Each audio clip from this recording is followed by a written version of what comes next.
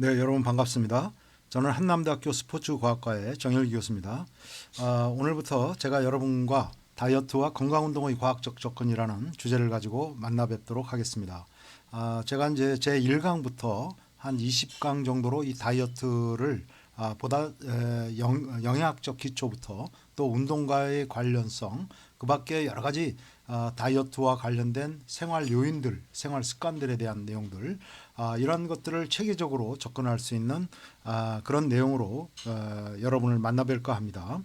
그래서 이 내용은 제가 쓴 굿 다이어트를 위한 지혜서의 내용 중에서 보다 더 중요한 내용들을 잘 체계화시켜서 여러분한테 제공하기 위한 그런 강의라고 할 수 있겠습니다. 자, 다이어트의 기본 원리는 바로 슬리핑으로서 설명할 수 있겠는데요. 그것은 바로 처음에 S는 슬립 웰이라고 하는 것이고요.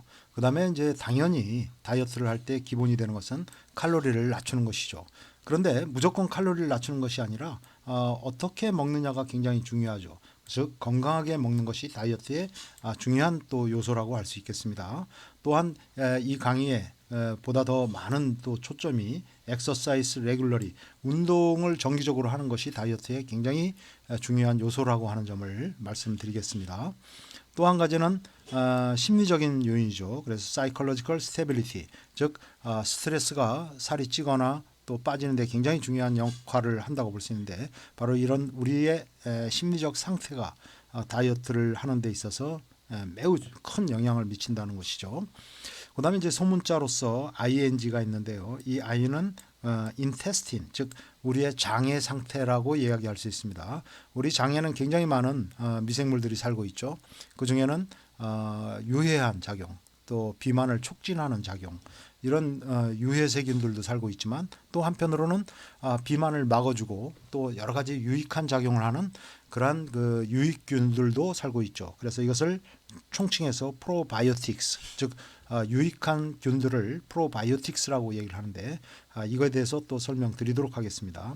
또 한 가지는 non 바이어스인데요. 즉 다이어트와 관련된 굉장히 잘못된 정보들, 또 그런 정보들 때문에 유행성 다이어트가 거의 뭐 경련제로 자꾸 전 국가적으로 전 사회적으로 이렇게 유행되는 경우가 상당히 많이 있는데, 이런 것들이 바로 상당히 이 다이어트에 대한 편견과 선입견을 갖다가 일으키는 요인이라고 할 수 있습니다. 그래서 이런 선견과 편견에서 벗어나서 보다 정확한 다이어트에 대한 개념과 또 거기와 관련된 정확한 지식, 체계화된 지식을 가졌을 때 자기 스스로 다이어트를 행할 수 있는 능력을 갖게 된다 하는 점을 말씀드리고 싶습니다. 그 다음에 또 한 가지는 지라고 하는 것이죠. 그래서 이건 지네틱스입니다. 그래서 어떤 사람은 조금만 먹어도 살이 많이 찌고, 어떤 사람은 적게 먹어도 많이 먹어도 살이 잘 안 찌는 경우가 있는데, 우리가 막연히 이것을 체질로서 설명을 하는데, 우리가 이런 유전적 한계를 잘 이해함으로써 다이어트를 보다 더 효과적으로 행할 수 있는 능력을 갖게 된다고 말씀드릴 수 있겠습니다. 자, 그러면 이제 영양학적 기초에 대해서 차근차근, 그 중에서 이제 오늘 이 시간에는 탄수화물에 대해서 그 기초적인 것을 잠깐 설명드리도록 하겠습니다. 우리는 이제 많은 식물의 자원으로부터, 근원으로부터 영양소를 갖다가 얻게 되죠. 그래서 이런 식물성 근원으로부터 탄수화물, 지방, 단백질을 다 모두 얻습니다. 물론 동물성으로도 우리가 얻지만은, 이 그림에서는 식물성 근원을 먼저 설명하도록 하겠습니다. 자, 요 C6H12O6 화학식은 중요하지 않고요. 이런 그 식물의 그 이파리에서는 엽록사라고 하는 것이 있죠. 그래서 뭐 이게 이제 고구마가 될 수도 있고, 또 뭐랄까요, 옥수수가 될 수도 있고, 이것처럼 쌀이 될 수도 있고, 또 뭐 여러 가지 과일류가 될 수도 있습니다. 다양한 그러한 그 영양소가 바로 이러한 방식으로 합성된다. 즉 대기 중에 이산화탄소를 받아들이고, 또 뿌리로부터는 줄기를 통해서 쭉 뭐를 빨아들이죠? 물을 빨아들여서 이 이산화탄소와 수분, 물을 이용을 해서 이런 화합물을 만들죠. 주로 이제 탄수화물과 지방은 이런 식으로 만들고 단백질은 재료가 하나 더 들어가죠. 뿌리로부터 고정 질소를 더 받아들여 가지고 단백질을 만들어냅니다. 물론 이 예로 든 것은 포도당이라고 하는 탄수화물을 예로 들었지만 식물은 어쨌든 이런 똑같은 방법으로 영양소를 식물의 이파리에서 엽록소라고 하는 곳에서 합성한다. 근데 이 과정에는 태양빛이 꼭 필요하기 때문에 이 과정을 갖다가 광합성이다 이렇게 얘기를 하죠. 다 이제 생물 시간에 들어서 알고 있는 내용이고요. 이렇게 합성한 영양소를 결국 우리의 식물, 이 식물들의 열매라든가 그 다음에 뿌리나 이곳에 이제 저장을 하게 되는 것이죠. 그래서 뭐 이게 옥수수가 될 수도 있고 또 그밖에 여러 뿌리 식물이 있을 수도 있죠. 고구마, 감자는 뭐 뿌리에 이런 영양소를 저장합니다. 그것을 갖다가 우리가 이제 이렇게 섭취해서 에너전으로 삼고 있는 것입니다. 즉 소화 흡수의 과정을 거쳐서 이 영양소는 최종적으로 분해되어서 최종 산물로서 이산화탄소를 발생시킵니다. 이 이산화탄소는 우리가 내쉬는 공기를 통해서 밖으로 다시 내뱉게 되죠. 그 다음에 이 물을 생성시키는데 마지막으로 이 물은 뭐 우리 몸 자체가 60 내지 65%가 물로 이루어졌으니까요. 우리 체액을 그냥 형성하게 되는 것이죠. 결국 이러한 그 영양소를 분해하는 과정에서 이 에너지를 갖다가 방출되는 에너지를 우리가 생존을 하고 또 활동에 필요한 여러 가지 그 에너지로서 이용하게 된다. 이렇게 말씀드릴 수 있죠. 자, 그러면은 탄수화물에 대해서 조금 더 설명을 드리도록 하죠. 탄수화물의 기초적인 내용만 여러분이 잘 아셔도 다이어트의 여러 가지 이제 내용을 기초를 다지는 그런 그 과정이 잘 이루어질 것입니다. 그래서 탄수화물에는 단당류와 이당류, 요 이당류는 이제 자당하고 젖당이라고 하는 것이 있고요. 그다음에 다당류로서 오늘 전분이라는 것을 설명드리고자 합니다. 결국 이제 단당류에는 포도당이라고 하는 것이 있죠. 그래서 이 포도당은 인체의 가장 기본적인 에너지원이고 뭐 처음에 포도에서 발견돼서 포도당이라는 이름을 가졌죠. 그렇지만은 나중에 보니까 포도에는 과당이라는 것이 많이 있더라. 즉 과일에 많다 해서 과당인데요. 이런 그 과당, 포도당, 그다음에 이 갈락토스라고 하는 단당류가 있는데 갈락토스는 뭐 젖당의 구성 재료고 우유나 모유에 많이 있다고 볼 수 있습니다. 자, 이게 이제 단당류라고 한다면은 이 중에서 가장 중요한 것은 결국 포도당이라고 하는 것을 꼭 기억해 주십시오. 포도당은 글루코스라고도 그러죠. 그리고 이것은 인체의 가장 기본적인 에너지원이다. 이 점이 굉장히 중요하다고 할 수 있습니다. 그다음에 이제 이당류로서 우리가 요리할 때나 뭐 많이 먹게 되죠. 여러 가지 이제 식품을 통해서 이런 아이스크림도 물론이고요. 탄산음료도 마찬가지고 그밖에 여러 요리 과정에서도 이 설탕을 쓰게 되죠. 이 자당이라고 하는 이당류는 사탕수수 또 사탕무에서 추출한 것이죠. 이것을 공업적으로 가공한 것이 공업적으로 만든 것이 설탕입니다. 그래서 우리가 이제 설탕을 많이 사용하는데 결국 이당류입니다. 그래서 포도당 한 분자랑 과당 한 분자가 결합된 형태로 되어 있다. 또 하나의 뭐 이당류로서 우유나 모유에 들어있는 포도당, 젖당인데요. 포도당 하나랑 갈락토스 한 분자가 결합된 형태로 있는 것이 젖당이죠. 그다음에 이제 전분이라고 하는 것이 다당류인데 이것은 뭐 여러 가지 전분이 있죠. 이 쌀 전분, 또 밀가루 전분, 그다음에 고구마 전분, 감자 전분, 옥수수 전분 여러 가지 형태로 이런 다당류 형태로 우리가 또 탄수화물을 섭취하게 되죠. 이 다당류 전분의 경우에는 포도당이 굉장히 촘촘하게 수백 개 이렇게 결합된 형태로 있는 것이 전분이라고 이해하시면 되겠습니다. 그래서 우리가 이제 어떤 형태의 탄수화물이든 단당류든 이당류든 다당류든 어떤 형태로든 섭취하게 되면 소화 흡수의 과정을 거치게 되죠. 소화 흡수의 과정을 거치면서 최종적으로 우리의 작은 창자에 도달을 하게 되면 즉 식도와 위와 십이장과 마침내 작은 창자에 도달하게 되면 이렇게 단당류 형태로 완전히 최소 단위로 소화된 상태로 즉 나누어진 상태로 흡수가 이루어지게 됩니다. 우리 소장벽을 통하여 이 단당류들이 흡수되면 이 문맥이라고 하는 혈관을 통해서 간으로 다 보내지게 되는 것이죠. 그림에서와 같이. 그렇게 되면 포도당은 이렇게 들어와서 다시 간에 이렇게 저장되기도 하고 또 바로 간을 거쳐서 혈액으로 나가기도 하는 것이죠. 그 다음에 이제 과당, 갈락토스 같이 들어오면 이것은 인체가 에너지가 필요하다라고 하면은 쉽게 포도당으로 전환시켜서 역시 이것을 이렇게 저장하기도 하고 또 혈액으로 내보내게 되는 것이죠. 그래서 식사를 하고 나서 소화 흡수의 과정이 진행이 되면서 10분, 20분, 30분, 1시간 지나면서 이 중에 혈액중 포도당의 농도가 점점 높아지게 되죠. 그래서 이것을 우리가 혈당이라고 합니다. 이 혈당이 우리가 높다, 또 비정상적으로 높다 할 때 고혈당이라고 하고 정상 이하로 낮은 것을 저혈당이라고 하는데 바로 이런 그 혈액 중에 이 포도당을 갖다가 혈당이라고 이야기를 하는 것입니다. 이 혈당은 식후에 점점 높아지면서 인체의 여러 조직 세포로 에너지원으로 보내지게 되는 것이죠.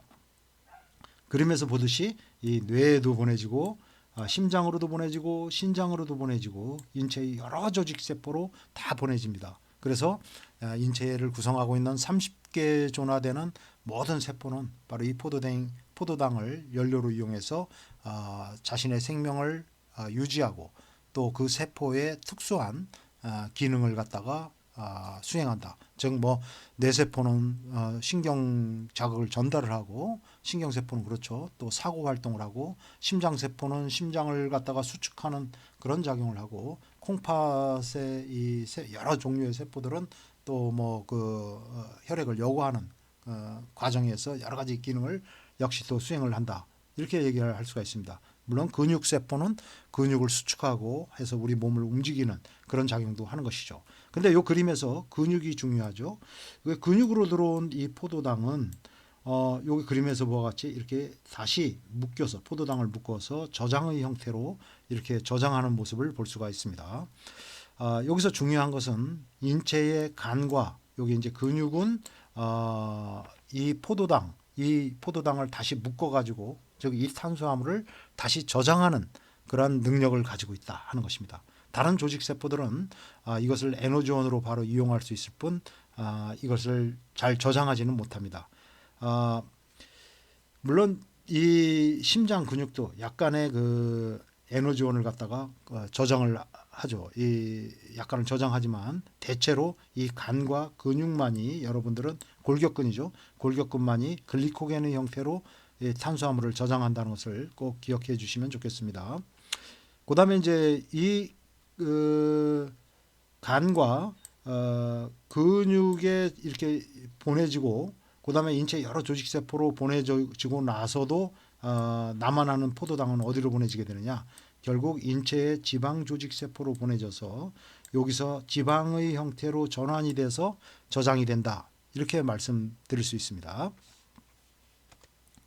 자, 앞서 설명한 내용을 좀 더 자세히 설명한 그림인데요.